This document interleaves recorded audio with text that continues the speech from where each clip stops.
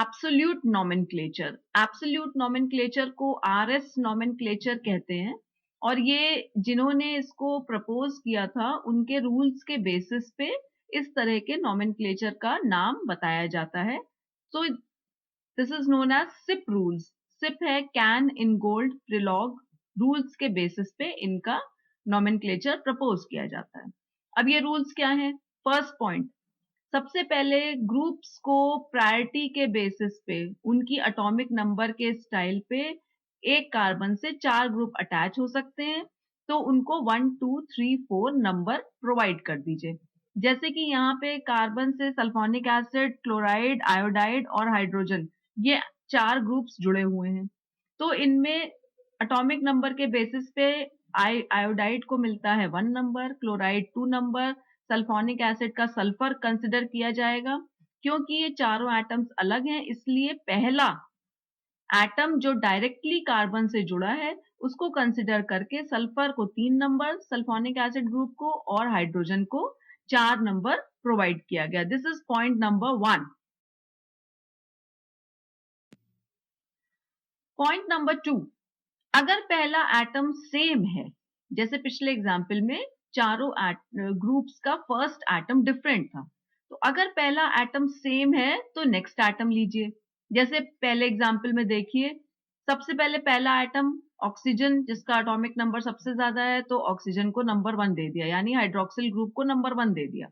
अभी second group पे आए, 2 नंबर देने की प्रोसीजर में हमने देखा कि कार्बन और कार्बन है दोनों सेम, जो इथाइल ग्रुप और मिथाइल ग्रुप में कार्बन सेम हो गए।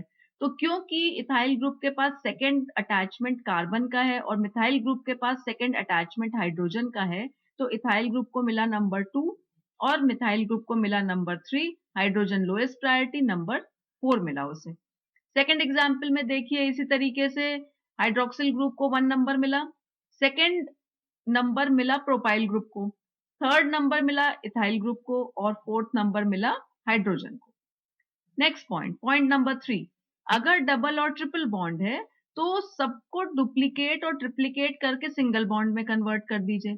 जैसे कार्बन कार्बन डबल बॉन्ड, इसको सिंगल बॉन्ड में अगर कन्वर्ट किया जाए तो इसका मतलब एक कार्बन 2 कार्बन से जुड़ा है, तो मैंने ब्रैकेट में वो एक और कार्बन अपनी तरफ से लिख के एक कार्बन को 2 कार्बन से जोड़ दिया।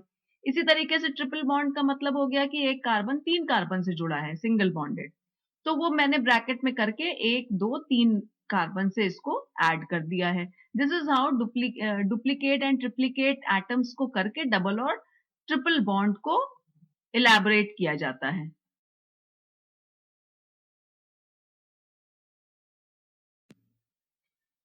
नाउ अभी जब हम लोगों ने ग्रुप्स को प्रायोरिटाइज कर लिया, 1 2 3 4 नंबर दे दिया और अपनी अंडरस्टैंडिंग के हिसाब से उनको अरेंज कर दिया, अब ये देखना है कि 1 2 3 4 में मूवमेंट अगर क्लॉकवाइज हो रहा है या राइट साइड पे हो रहा है, तो इसको लिखना है nomenclature are, capital R.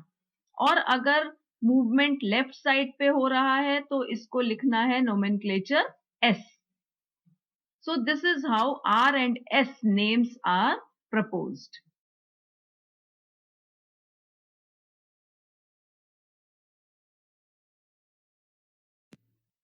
So इसमें एक छोटा सा मेरा प्रपोजल है जिससे आपको आसानी होगी R और S नाम देने में भी, और अगर मान लीजिए आपको स्ट्रक्चर दे दिया गया है तो आइडेंटिफाई करने में कि किसका क्या अरेंजमेंट है। जैसे मैंने इसको 4 केसेस में डिवाइड कर दिया, इन 4 केसेस के अलावा आपको कोई नया केस मिलेगा नहीं। केस 1, जबकि आपका लोएस्ट प्रायोरिटी यानी जिसका 4 नंबर है वो अगर सबसे नीचे है तो फिर आपको कुछ नहीं करना है उसमें। 1 से 2, जैसे मेरे एग्जाम्पल में 1 से 2 और 2 से 3 जाने में हम राइट हैंड साइड पे चले हैं या क्लॉकवाइज चले हैं, तो इस वाले कंपाउंड का केस 1 के एग्जाम्पल का नोमेनक्लेचर हो गया आर। केस 2 में आते हैं, अगर आपका लोएस्ट प्रायोरिटी ग्रुप टॉप पे है, जैसे कि 4 नंबर वाला ग्रुप टॉप पे है, तो आपको क्या करना है, पहले टॉप वाले को बॉटम, बॉटम वाले को टॉप इंटरचेंज कर दीजिए और लेफ्ट वाले को राइट, राइट वाले को लेफ्ट इंटरचेंज कर दीजिए। इंटरचेंज करने के बाद आपका ये स्ट्रक्चर कुछ इस टाइप का बनेगा। जिसमें हाइड्रोजन नीचे, ब्रोमीन ऊपर हो गया।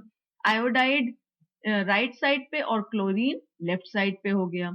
इसके बाद आप देखिए 1 से 2 से 3 जाने में एंटी क्लॉकवाइज या लेफ्ट साइड पे मूवमेंट हो रहा है, तो इसलिए ये नॉमेनक्लेचर हो गया एस। केस 3 में आते हैं। केस 3 है जब आपका लोएस्ट प्रायोरिटी ग्रुप लेफ्ट पे हो, यानी 4 नंबर जिस ग्रुप को मिला है वो लेफ्ट में है। अगर वो लेफ्ट में है तो उसको शिफ्ट करिए नीचे, यानी कि उसको नीचे लेके आना है। आपको हर केस में अपने लोएस्ट प्रायोरिटी ग्रुप को बॉटम पे लेके आना है। तो 4 नंबर को शिफ्ट कर दीजिए नीचे, नीचे वाले को शिफ्ट कर दीजिए आगे की साइड पे और इधर वाले को इधर, जो मैंने एरो बनाई है उस तरीके से शिफ्ट करते जाइए। शिफ्ट करने के बाद आपका डिजाइन कुछ इस तरह का बनेगा, जिसमें हाइड्रोजन नीचे, क्लोरीन राइट साइड पे, आयोडीन लेफ्ट साइड पे और ब्रोमीन अपनी जगह से शिफ्ट नहीं होगा, वो जहां है वहीं रहेगा।